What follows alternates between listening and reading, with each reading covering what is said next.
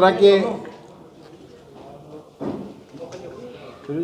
ਅਸੀਂ ਸਾਰੇ ਜਾਣਦੇ हैं ਪਿੱਛੇ बजट अपना है ਉਹਨੂੰ ਵਿਸਤਾਰਪੂਰਵਕ ਜਾਣਕਾਰੀ ਦੇਣ ਵਾਸਤੇ ਸਾਡੇ ਦਰਮਿਆਨ ਅੱਜ ਸੈयद जाफर इस्लाम जी ਜਿਹੜੇ ਕਿ ਸਾਡੇ ਨੈਸ਼ਨਲ ਸਪੋਕਸਪਰਸਨ ਨੇ ਤੇ ਐਕਸ ਮੈਂਬਰ ਪਾਰਲੀਮੈਂਟ ਨੇ ਰਾਜ ਸਭਾ ਤੋਂ ਉਹ ਸਾਡੇ ਗੁਰੂ ਕੀ ਨਗਰੀ ਅੰਮ੍ਰਿਤਸਰ ਵਿਖੇ ਆਏ ਨੇ। ਉਹ ਹੁਣ ਤੁਹਾਡੇ ਨਾਲ ਰੂਬਰੂ ਹੋਣਗੇ ਜੋ ਬਜਟ ਦੇ ਜਿਹੜੇ रिगार्डिंग ਤੁਹਾਡੇ ਨਾਲ ਉਹਦੇ ਵਿਸਤਾਰਪੂਰਵਕ ਜਾਣਕਾਰੀ ਦੇਣਗੇ। लोगों को नमस्कार और आप लोग मीडिया बंधु जितने भी आए सबका स्वागत है आज इस प्रेस वार्ता में।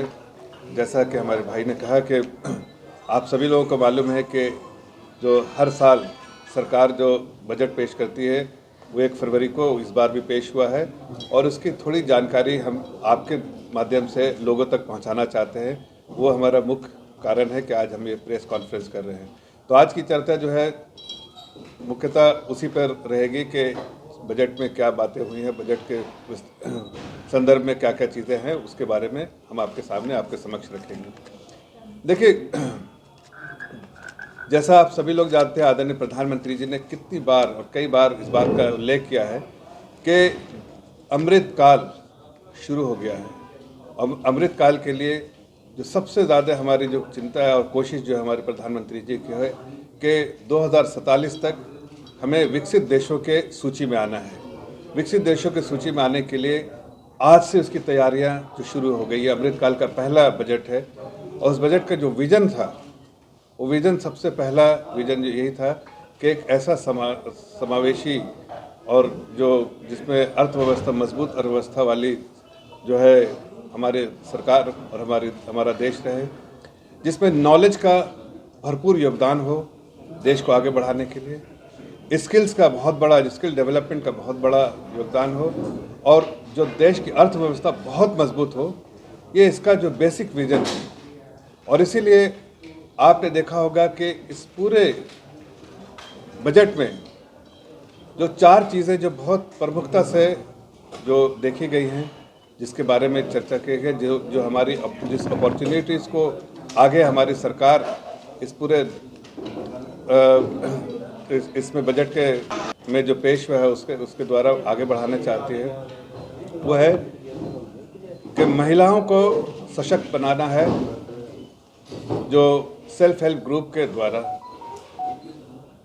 जो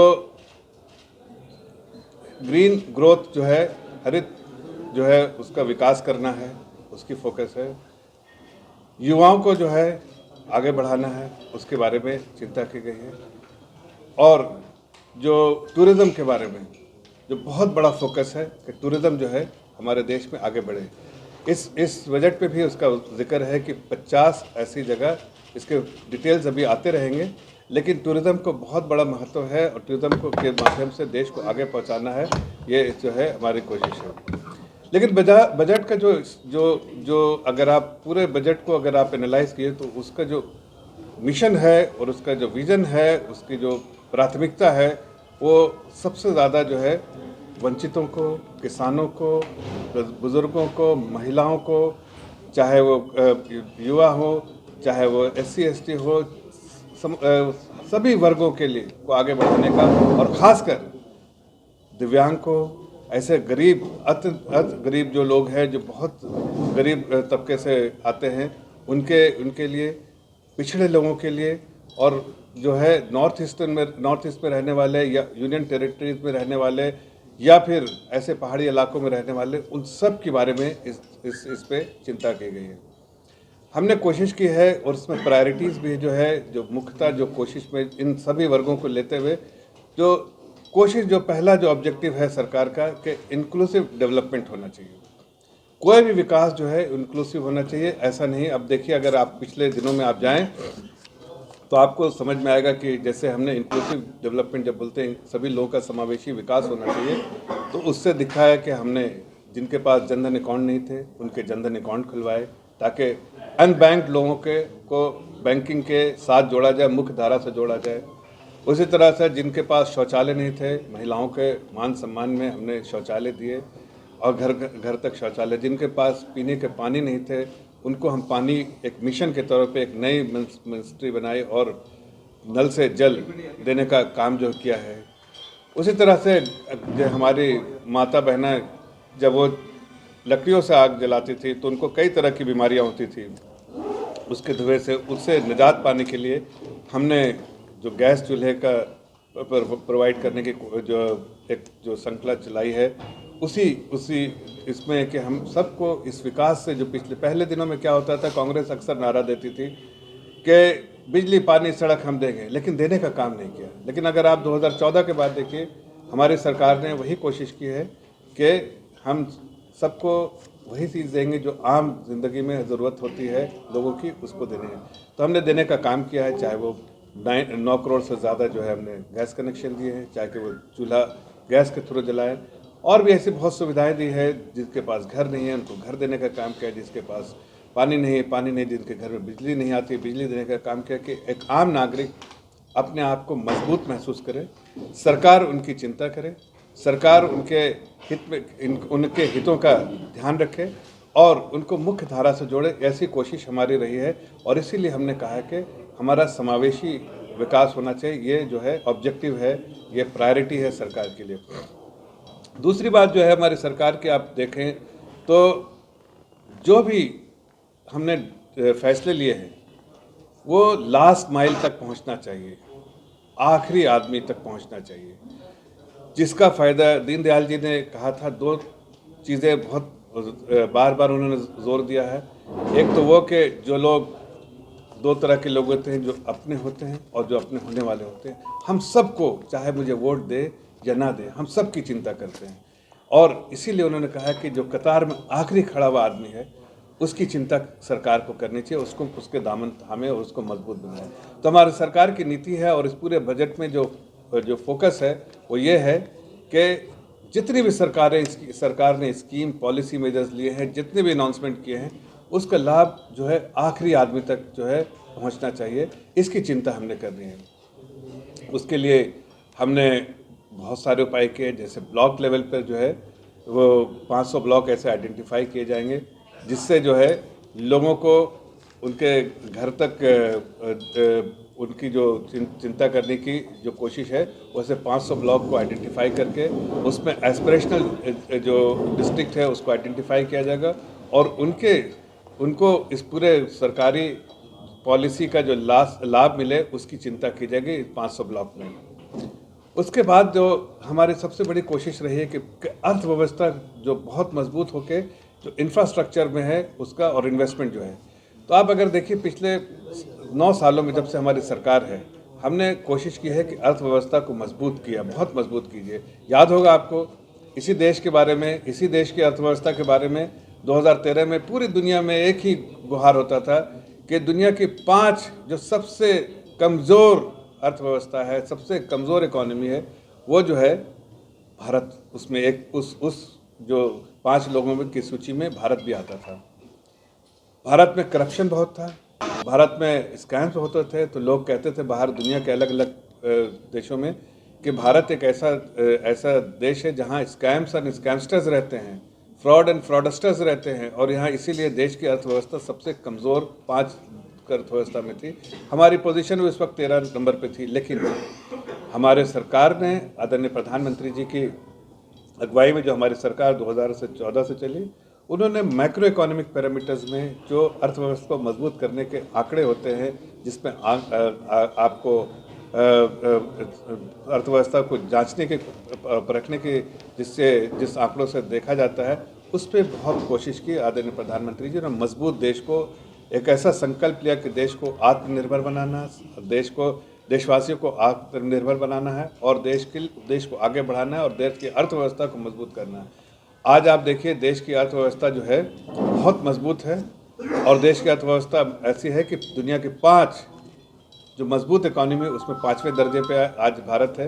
ये अपने आप में बहुत गर्वान्वित वाली बात है हर देशवासियों के लिए कि हम आज 5वें स्थान में, ब्रिटेन को जो देश हम पे राज किया था उसको हमने पीछे छोड़ दिया है और हम तेज़ी से उस जो विकास की पटरी पे, जो हमारा मूल मंत्र है हमारी सरकार का, उस पर पटरी पे नहीं बल्कि पटरी पे तेज़ी से दौड़ रही है। चाहे आप किसी तरह से देखिए, इसको आंकने की कोशिश कीजिए, चाहे आप रेलवे बजट को देखिए, चाहे आप रोड के बजट को देखिए, चाहे आप हाईवेज के बजट को देखिए, या आपने सीवेज के बजट को देखिए, या आपने एविएशन के बजट को देखिए, हर जगह पर बढ़ोतरी की गई है। हर जगह पे ये कोशिश की गई है कि ज़्यादा से ज़्यादा निवेश किया जाए, और ज़्यादा से ज़्यादा निवेश होगा तो जाहिर है उससे जॉब क्रिएशन होगा। तो हमारी सरकार का जो मूल मंत्र है कि minimum governance, minimum government, maximum governance, और प्राइवेट सेक्टर को इनकरेजमेंट करना, ये जो है बेसिक पॉलिसी हमारी सरकार की, ताकि ज़्यादा से ज़्यादा निवेश हो और सरकारी हस्तक्षेप कम से कम हो, और गवर्नेंस अप्रोच ऐसा हो कि उसमें सारी चीज़ें अपने आप हो और पॉलिसी ड्रिवन हो। तो हमारी सरकार ने इसको, इस मूल मंत्र को जब ज़मीन पे धरातल पर उतारा, तो उसका फ़ायदा ये है, जैसा मैंने कहा, 5वें दर्जे की इकॉनमी बनी और 5वें, दुनिया के 5वें लेवल पर इकॉनमी है। साथ साथ आप जिस पैरामीटर पर देखिए, जैसे उस वक्त जो है, जो महंगाई दर था उस वक्त डबल डिजिट में था, आज बहुत कम है। उस वक्त जो जो जो फिस्कल डेफिसिट था उस वक्त बहुत ज़्यादा था, और ख़ासकर कोविड के समय जो है वो और तेज़ी से बढ़ गया, लेकिन हमने उसको कंट्रोल किया। आदरणीय प्रधानमंत्री जी ने जो फैसले लिए आत्मनिर्भर पैकेजेस द्वारा, आज देखिए 5.9 का जो लक्ष्य हमने रखा है, पिछले बार 6.4 का लक्ष्य रखा था, वो हमने अचीव किया। अब 5.9% ऑफ जीडीपी जो है वो इस बार हमने जो है अपने लिए जो कर्जा का जो है, जो फिस्कल डेफिसिट है उसका टारगेट रखा है। इन्वेस्टमेंट जो है, इंफ्रास्ट्रक्चर इन्वेस्टमेंट जो है, और जो कैपेक्स बोलते हैं, वो जो सबसे ज़्यादा युवा के लिए होता है, जॉब क्रिएट करता है, उसके लिए जो हमने सबसे ज़्यादा देखा कि पहले 3.5 लाख करोड़ हमने बजटरी एलोकेट किया, फिर 5.5 लाख किया, फिर 7.5 लाख किया, फिर 10 लाख किया। तो जो कैपिटल एक्सपेंडिचर जो है सरकार का, जो इन्वेस्टमेंट है, ताकि अगर सरकार इन्वेस्टमेंट करती है तो ग्रोथ होता है तो जॉब क्रिएशन होता है, नौकरियां होती है, खुशहाली आती है। और उसका नमूना आपके सामने है कि पिछले 9 साल की सरकार में जो हमारा जो है 76,000 से 1,97,000 पर कैपिटा, एक नागरिक की जो पर कैपिटा इनकम जो है देश के हिसाब से, वो 1,97,000 बढ़ के हो गई, जो कि कांग्रेस के समय सिर्फ मात्र 76,000 थी।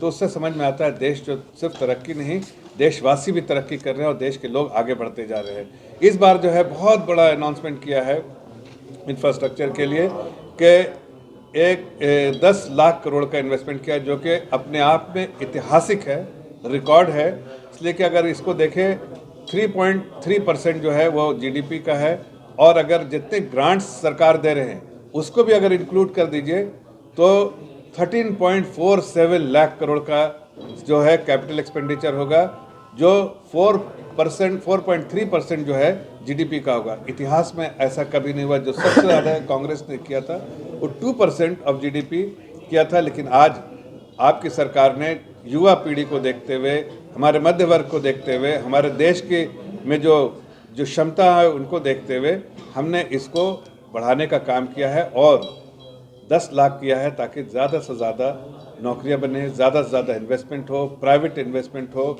और पॉलिसी मेजर इस तरह से लिए हैं कि प्राइवेट इन्वेस्टमेंट ज़्यादा से ज़्यादा हो, ताकि निवेश होगा तो लोगों को ब्लू कॉलर और वाइट कॉलर जॉब होगी। चौथी चीज़ जो प्रायोरिटी जो हमारे सरकार की रही है, वो आपने देखा होगा कि हमारे देश के बारे में कई बार ऐसा कहते हैं ब्रेन ड्रेन, मतलब हमारे देश में क्षमता है और उन क्षमता को अनलीश करने के बहुत सारे मौके नहीं मिलते हैं, उसको निखारने के मौके नहीं मिलते हैं।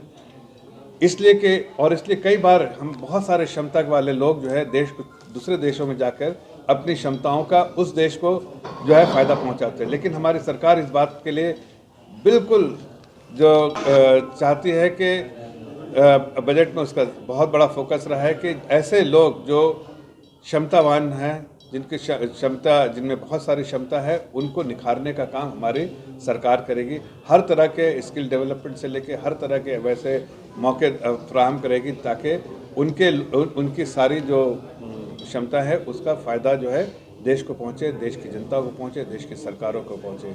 उसके अलावा जो है यूथ के बारे में जो हमारा फोकस है कि यूथ में हमने यूथ के लिए बहुत कुछ करना है। आपको पता है कि 2030 में देश पूरी दुनिया की सबसे ज़्यादा वर्किंग पॉपुलेशन जो है वो भारतवर्ष में। जाहिर है सरकार की कोशिश है कि आने वाले पीढ़ियों के लिए एक मजबूत सरकार, एक मजबूत देश और एक ऐसी अर्थव्यवस्था दे जिससे देश के युवा पीढ़ी को बहुत सारे अपॉर्चुनिटीज़ मिले। तो उस अपॉर्चुनिटीज़ को क्रिएट करने के लिए हमने युवा पीढ़ी के लिए बहुत सारे इनिशिएटिव लिए हैं। इस बार इस बजट में लिया गया, और ख़ास के अगर आप देखिए तो टीचर्स के भी जो 38,000 टीचर्स, ऐसे 38,800 टीचर्स को अपॉइंट किए जाएंगे नेक्स्ट 3 ईयर्स में, ताकि हमारे आने वाली पीढ़ियों के लिए टीचर्स अवेलेबल हों। और स्किल डेवलपमेंट के लिए जो प्रधानमंत्री कौशल विकास, उसके लिए उसमें बहुत तरह के आधुनिक से लेके बहुत तरह नए जो स्किल सेट्स हैं उसको डेवलपमेंट के लिए 100 ऐसे सेंटर खोले जाएंगे ताकि उनमें उन लोगों को स्किल डेवलपमेंट का फ़ायदा हो सके। प्लस 3 साल तक ऐसे 47 लाख बच्चे होंगे ऐसे युवा पीढ़ी के जिनको जो अप्रेंटिसशिप भी दिया जाएगा, उनको साथ साथ उनके स्किल को निखारने के लिए सरकार वो भी जो है मुहैया कराएगी, ताकि युवा पीढ़ी जो है देश की अर्थव्यवस्था में उनका भी कंट्रीब्यूशन हो, नौकरियां भी आसानी से मिले और वो देश के जो जीडीपी है उसमें भी उनका जो कंट्रीब्यूशन साफ दिखे। उसके अलावा जो है हरित जो ग्रीन ग्रोथ के बारे में बात किया गया है, चाहे वो हाइड्रोजन के लिए जो एलोकेशन, बजटरी एलोकेशन किया गया है 2200 करोड़ के, या फिर आप देखिए और भी कई ऐसे इनिशिएटिव लिए गए हैं सरकार द्वारा, जो ग्रीन रेवोल्यूशन जो आया था उसको हो और प्राथमिकता देते हुए उसके लिए कई ऐसे पॉलिसी डिसीजन भी लिए गए हैं। साथ साथ जो आखिरी जो इसमें जो प्रायोरिटी एरिया जो था वो है फाइनेंशियल सेक्टर का, कि हमने बहुत सारे फाइनेंशियल सेक्टर्स में बहुत सारे नए इनिशिएटिव लिए हैं। एक खासकर जो पैन जैसी चीज़ें जो पूरे देश में जो है वो पैन को एक जो आपकी आइडेंटिटी जो है वो पैन से रहेगी और उसकी मान्यता पूरे देश में होगी, ऐसा सरकार ने बजट में कहा है। महिलाओं को सशक्तिकरण के लिए उनके जो स्मॉल सेविंग स्कीम में 2 लाख का ये किया है कि 2 लाख रुपए तक इन्वेस्टमेंट का 7.5% मिलेगा। साथ साथ हमारे बुज़ुर्गों के लिए भी अगर आप देखें तो उनके लिए जो 4.5 लाख के जो सालाना जो फिक्स डिपॉजिट का था उसको बढ़ा के 9 लाख कर दिया गया है, और अगर जॉइंट अकाउंट में तो 15 लाख, और उनके 15 लाख के इन्वेस्टमेंट को जो है 30 लाख कर दिया गया है। तो ये भी जो है, और बहुत सारे ऐसे इनिशिएटिव लिए हैं कि फाइनेंशियल सेक्टर को और भी स्ट्रॉन्ग किया जाए, और लोन लेने के लिए जो है आम नागरिक को कोई दिक्कत ना हो, इसलिए पैन को ऐसा कर दिया गया है कि जो उसके पूरे देश में उसकी मान्यता हो। साथ साथ जो है मध्य वर्ग के लिए पूरे, जैसा मैंने कहा, पूरे इसमें जो है हमने कोशिश की है कि चाहे गरीब आदमी हो, चाहे वो मध्य वर्ग का हो, चाहे वो दिव्यांग हो, चाहे वो किसी भी इसमें समाज के किसी वर्ग का भी हो, सबके लिए इस बजट में चिंता की गई है। और ख़ास के अगर आप देखिए तो मध्य वर्ग जो आज सबसे ज़्यादा लोग बातें करते हैं कि किस चीज़ के बारे में, कि क्या सैलरी में कोई राहत मिली है, टैक्स में कोई राहत मिली है। तो इस बार आपने देखा हो कि बहुत बड़े आदरणीय प्रधानमंत्री जी ने बहुत बड़ी राहत दी है टैक्स में।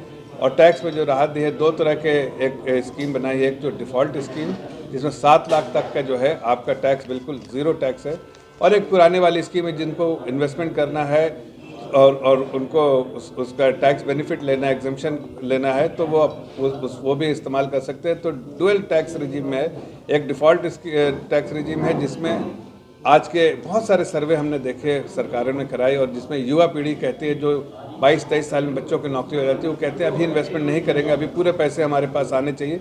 वो इन्वेस्टमेंट नहीं करते तो उनका टैक्स का कोई बेनिफिट नहीं मिलता था। इस बार सरकार ने बहुत बड़ी राहत दी सभी लोगों को कि अगर आप इन्वेस्टमेंट नहीं कर रहे हैं तो आप सीधे अगर आप पैसा भी अगर आप टैक्स का बेनिफिट लेंगे तो आपको जो टैक्स पे राहत दी गई है वो 7 लाख तक ज़ीरो टैक्स है, और अगर आप जैसे जैसे बढ़े तो 25 से 20-30% का जो है टैक्स के अमाउंट से उसका जो है एडवांटेज जो है अगर इनकम बढ़ती रहती है। और इस बार सरकार ने उन लोगों का भी ध्यान रखा जिसकी 5 करोड़ से ज़्यादा इनकम की थी, और वो बहुत जो 42.67% टैक्स दे रहे थे, उनको भी थोड़ी सी राहत सरकार ने दी। जैसा हमने कहा कि समाज के हर वर्गों का ख्याल रखा है, उनको भी थोड़ी राहत दी है। और जो सरचार्ज जो है था वो 37% से घटा के 25% करने से उनकी जो ओवरऑल टैक्स लाइबिलिटी है वो 39% हो गई है। तो मेरा जो लबोलाब पूरे इस बजट में है कि हमने कोशिश की है किसानों के लिए, उनके लिए आप देखिए जो है 20 लाख के ऋण के लिए हमने किए, जो कि पशुपालन या फिर मछली पालन या और किसी चीज़ के लिए भी जो कृषि से जुड़ी हुई चीज़ है, तो 20 लाख का हमने जो है क्रेडिट का मुहैया करवाया है सरकार ने। साथ में मछुआरों को मजबूत कर कोई नवी चीज दसो पंजाब और स्वास्थ्य आपका की किया। अभी ये सारी चीज़ें जो है आप सही कह रहे हैं कि बहुत सारी चीज़ें आपके संज्ञान में आया भी होगा, बहुत सारी चीज़ें, लेकिन जब आपका कोई सवाल होगा तो उसको मैं सवालों को मिलूंगा। लेकिन मैं सिर्फ इतना आपको मैसेज देना चाहता हूँ कि आपके द्वारा, आपके माध्यम से देश की जनता को, कि हमारी सरकार जो है एक आम गरीब आदमी नागरिक का हाथ मजबूती से थामती है। आपने देखा है कि हमने कल्याणकारी योजनाओं के द्वारा उनको हर बार उनकी सहायता की है, और देश का वर्ग का कोई भी इंसान हो उसके लिए किया है, खासकर किसानों के लिए, बुज़ुर्गों के लिए, महिलाओं के लिए और हमारे जो युवा पीढ़ी के लिए, सब के लिए किया है। बजट आपने पढ़ा होगा, अगर उससे कोई आपका सवाल भी है तो हम सवाल लेने के लिए तैयार हैं। सर, पंजाब को क्या दिया इस बजट में? सीएम कह रहे हैं बिल्कुल पंजाब को देखा नहीं गया। आगे जो एक दिन बाद ही किसानों ने पुतले फूकने शुरू कर दिए मोदी के, सीतारमण के। पंजाब को आपको बोल रहे हर सभी वर्ग का ध्यान रखा गया, किसानों का खास करके 20 लाख करोड़ का पैकेज दिया कर्ज का। वो बोलते हैं हम कर्ज लेके क्या करेंगे, हमें दिया कुछ नहीं है। देखिए, पूरे देश का जब बजट बनता है तो उसमें हर स्टेट के बारे में चिंता की जाती है। एक खास के किसी स्टेट के लिए तो बजट नहीं है, स्टेट का बजट आएगा तो स्टेट देती है। लेकिन जब सरकार नागरिकों के बारे में बात करती है, सरकार जब देश के बारे में बात करती है, तो देश का बजट तो सभी इसके लिए होगा और सबका बेनिफिट। जैसे कि बॉर्डर पे पंजाब इस समय ड्रग्स से और मतलब क्राइम से जूझ रहा है, इसके लिए अलग से नहीं है। नहीं, देखिए, हमारे बजट में जब युवा पीढ़ी के बारे में बात होती है और युवा को सशक्तिकरण, महिलाओं को सशक्तिकरण, हमारे फार्मर्स को सशक्तिकरण, तो उसमें पंजाब के भी आते हैं और बाकी देशों के भी आते हैं। तो ऐसा कहना कि बजट में कि सिर्फ पंजाब के लिए करते हैं, ऐसा तो ये देश का बजट है। लेकिन मैं इतना आपको बताना चाहता हूँ कि देश के बजट में पंजाब भी आता है और पंजाब की सारी जो समस्याएं हैं उसका आप एक पूछ रहे हैं सर, हमारे सीएम साहब का कहना है कि पंजाब को कुछ नहीं मिला है, पंजाब को दरकिनार किया गया है। देखिए, आप ये बताइए, पंजाब खासकर अमृतसर में बैठे हैं, लोग कह रहे हैं वो सही कह रहे हैं, अगर कुछ दिया गया है तो आप बताइए। पंजाब के लिए कुछ स्पेशल पैकेज है या फिर जो बजट दिया गया उसमें पंजाब को क्या लाभ होगा? ये देखिए, जो मैं उसका जवाब देता हूँ। पहले बात तो ये समझना पड़ेगा, एक मिनट, जो आपके मुख्यमंत्री जी कह रहे हैं उनको प्रदेश के लिए बजट देना है, प्रदेश का बजट जो है उनको देना है। लेकिन देश का बजट है, देश में जो है प्रदेश की भी बातें आती है। तो जो सरकारी निज़ाम से जो स्टेट एलोकेशन होता है आदरणीय प्रधानमंत्री जी के लिए, कि आप कोशिश देखिए पंजाब की जनता के लिए, पंजाब के लिए, पंजाब के किसानों के लिए, पंजाब के भाई बहनों के लिए, उनके बराबर जो है कोशिश रही है कि उनके लिए बहुत कुछ किया जाए। लेकिन बजट में स्पेसिफिक स्टेट का कोई जिक्र नहीं होता है, किसी स्टेट के लिए नहीं। बजटरी एलोकेशन जब होता है तो जो भी सरकार यहाँ से जो अब मुख्यमंत्री जी मांगेंगे, जिस चीज़ की भी डिमांड की है, तो बजट एलोकेशन तो किया हुआ है उस चीज़ के लिए। उस सारी जो चीज़ वायबल होगी, हर चीज़ यहाँ की पूरी कीजिए। जो आपके मुख्यमंत्री जी ने डिमांड किया था बॉर्डर के लिए, जो 1000 करोड़ के लिए आप ड्रोन्स के लिए किया था, भाई आपको देखिए कि हमारा जो बजट है, जो 5,25,000 से जो डिफेंस बजट 5,94,000 करोड़ का बन गया, तो जाहिर है हम उनसे ज़्यादा चिंता कर रहे हैं बॉर्डर के बारे में। हमें ज़्यादा चिंता है हर चीज़ की, जो बॉर्डर सिक्योरिटी की। उनकी जो डिमांड है उन्हें तो खर्च करना नहीं है, वो तो सेंट्रल गवर्नमेंट को करना है। उन्होंने एक सुझाव दिया, उस सुझाव का संज्ञान सरकार ने लिया, बजटरी एलोकेशन बढ़ाया है, और जाहिर है वो उन सुझावों का संज्ञान लेते हुए जो सरकार बहुत सारी चीज़ जो करेगी जो उन्होंने रिक्वेस्ट की है।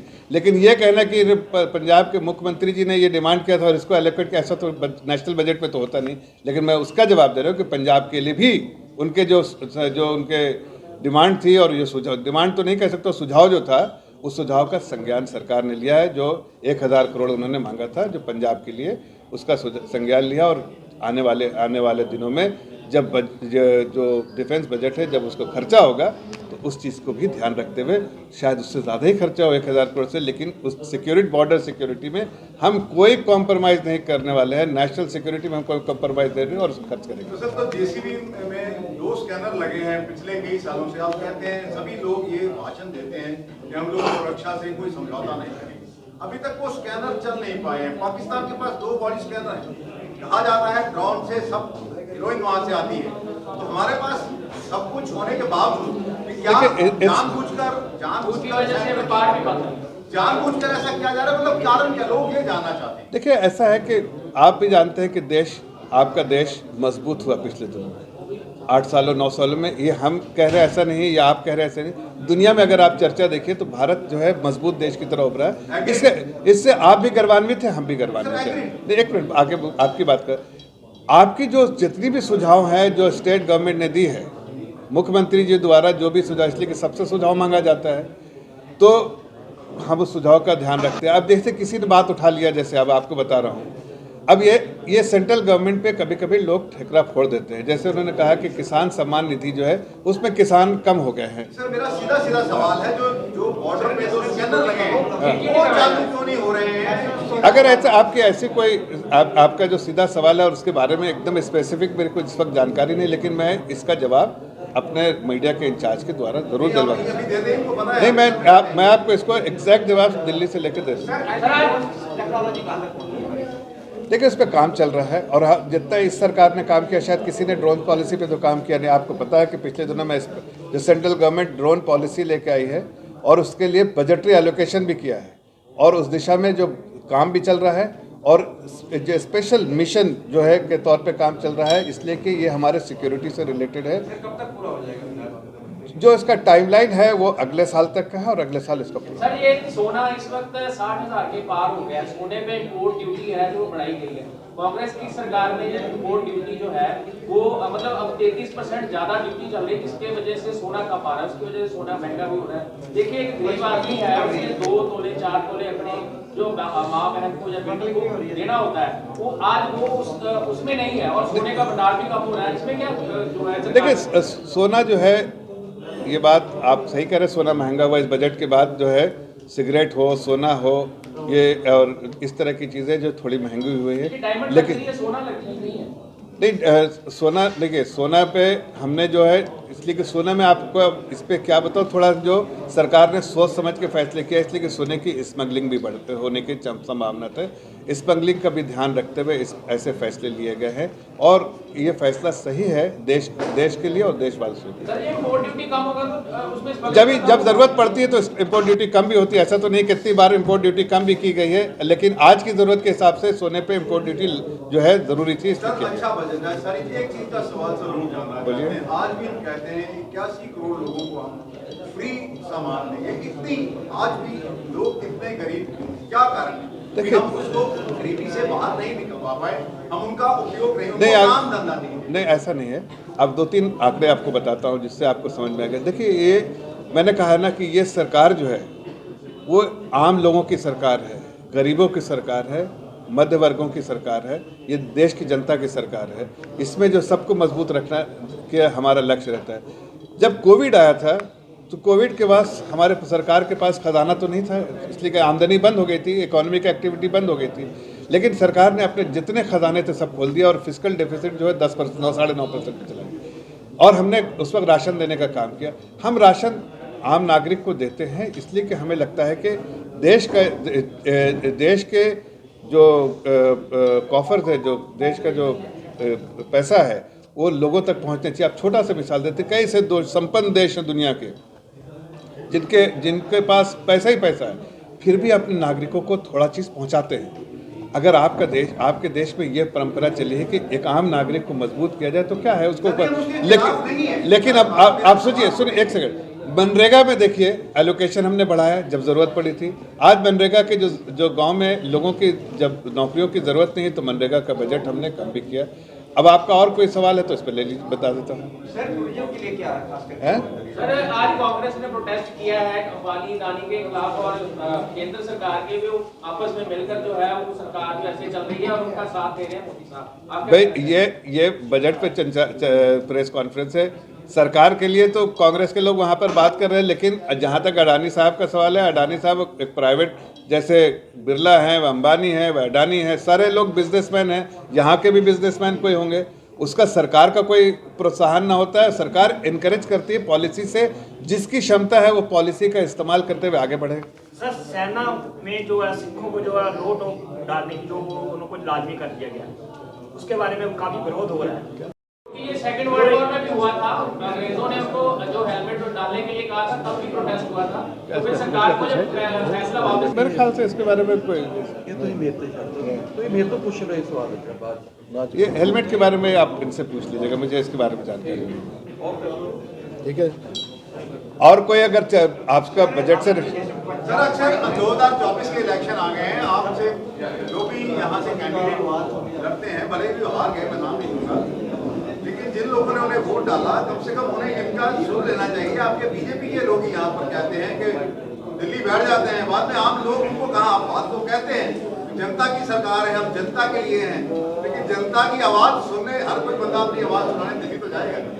देखिए, अगर रिड्रेसल मैकेनिज्म अगर किसी सरकार ने वाकई दिया है आम नागरिक को, तो इस सरकार ने दिया है। तो उसका मैं डिनाई नहीं, उसकी बात अब अगर नहीं कर किसी स्पेसिफिक आदमी के बारे में आप बात करें, उसके बारे में मुझे जानकारी नहीं, लेकिन मैं इतना जरूर कह सकता हूं कि हमारी सरकार ने हर दिन 4 मंत्री को बैठना ही बैठना है लोगों से मिलने के लिए। किस सरकार ने किया था? आज भी देखिए, मेरा फोन उठा के देखिए, 4 मंत्री बैठे हैं, लोगों की बात सुन रहे हैं। रहे। हम अमृतसर की बात कर रहे हैं। नहीं, अब यहाँ पर कोई भी देश की, हम देश की बात कर रहे हैं, अब एक स्पेसिफिक यहाँ के बारे में तो लोकल लोगों से आप बात कर लीजिएगा, लेकिन जहाँ तक सरकार के पॉलिसी के बारे में बता सकता हूँ कि हर हफ्ते 5 दिन 4 मंत्री बैठते हैं।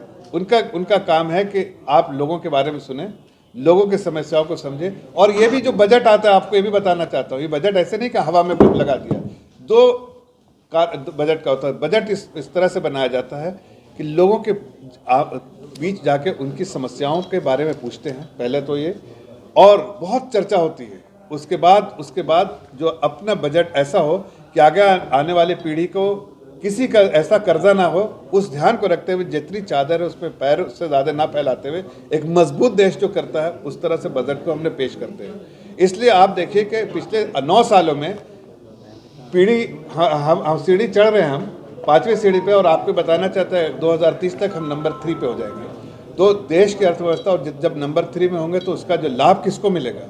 देश की जनता, आप हो, हम हो। आज मध्य वर्ग के लिए जो हमने जो टैक्स में छूट दी है, वो किसका फ़ायदा होगा? उसको आपका होगा, हमें होगा, सारे मध्य वर्ग को। प्लस जो हमने जो सैलरीड लोग हैं, लीव इनकैशमेंट का जो हमने दिया है 25 लाख, 3 लाख से बढ़ा के 25 लाख, उसका फ़ायदा किसको होगा? और सर गरीब की रसोई सस्ती नहीं हुई, महंगाई इतनी ज़्यादा बढ़ चुकी है, त्रस्त कर रही है जनता। देखिए, 1200 का सिलेंडर हो गया LPG। सुनिए, आपको बताना चाहता हूँ, एक सब्सिडी थी वो सब खत्म कर दी गई इसमें। नहीं, सब देखिए, सब्सिडी संपन्न लोगों के लिए खत्म की, बाकी लोग को। लेकिन एक बात और आपको बताना चाहता हूँ, कोविड के समय पूरी दुनिया, उसके बाद से, और फिर यूक्रेन क्राइसिस के बाद पूरी दुनिया में जो महंगाई बढ़ गई है, 10 डबल डिजिट में महंगाई बढ़ गई है। कम से कम आपको अपने ही देश के बारे में देखना चाहिए कि आज 5.8 के आसपास महंगाई है, और आगे के जो डायरेक्शन भी है वो नीचे जा रहा है। इससे समझ में आता है कि कई बार सीजनल फैक्टर, कई बार सप्लाई चेन डिसरप्शन, कई बार और अलग अलग जो परेशानियों की वजह से दुनिया जूझ रही है, लेकिन हम जूझ नहीं रहे। हमारा 45 लाख करोड़ का बजट जो है अपने आप में इस बात को दर्शाता है कि हम आज सक्षम देश हैं, मजबूत है, और तेज़ी से मजबूत जो पटरी पे जो चल रही है अर्थव्यवस्था, वो तेज़ी से दौड़ रही है। ये अपने देशवासियों के लिए भी बहुत गर्वान्वित होने वाली बात है। आप देखिए ना, ब्रिटेन में नेगेटिव ग्रोथ है, हमारे यहाँ पॉजिटिव। दुनिया में अगर एक इकॉनमी है जो सबसे ज़्यादा चमकती धमकती इकॉनमी देश की, जब अपने देश की इकॉनमी, ब्रिटेन नेगेटिव ग्रोथ में चल रहा है। चाइना जो है हमसे कम ग्रोथ में है। अमेरिका जो है 1.4 ग्रोथ में है। जो आपका जापान 1.7% ग्रोथ है। आपका देश जो है 7% ग्रोथ पे है। और आगे वाले दिनों में डिस्पाइट इतनी सारी तकलीफ़ों के बावजूद 6 to 6.80 का जो फोरकास्ट लोगों ने बताया है, ये बहुत बड़ी अचीवमेंट है कि इतने, और महंगाई दर भी नीचे जा रही है और लोगों की आमदनी भी बढ़ रही है। जैसा मैंने कहा, पर कैपिटा इनकम भी जो है 76 लाख से 1.97 लाख हो गया है। ये इस बात को दर्शाते हैं कि हमारे पॉलिसी मेजर्स जो भी लिए थे उसका फ़ायदा हुआ। धन्यवाद आप लोग सभी लोग का, आप लोग आज इस प्रेस वार्ता में आए। इसके बाद भी अगर कोई सवाल होगा तो हमारे मीडिया के जो प्रभारी हैं उनसे आप ज़रूर सवाल कर लीजिएगा। किसी चीज़ के भी सवाल का जवाब हम आपको प्रोवाइड करेंगे।